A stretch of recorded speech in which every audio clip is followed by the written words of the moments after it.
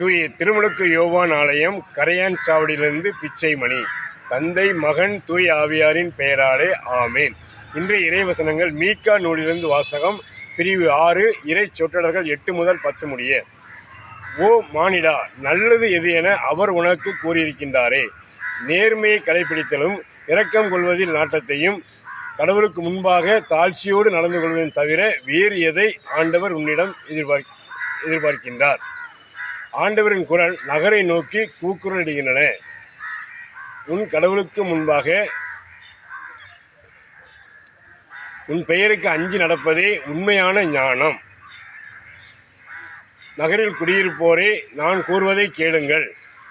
கொடியவரின் வீட்டில் தீய வழியால் சேர்க்கப்பட்ட கருவூலங்களையும் சபிக்கப்பட்ட மரக்காலையும் நான் மறப்பேனோ? ஆமேன். இயேசுவுக்கே புகழ், இயேசுவுக்கே நன்றி. மரியே வாழ்க.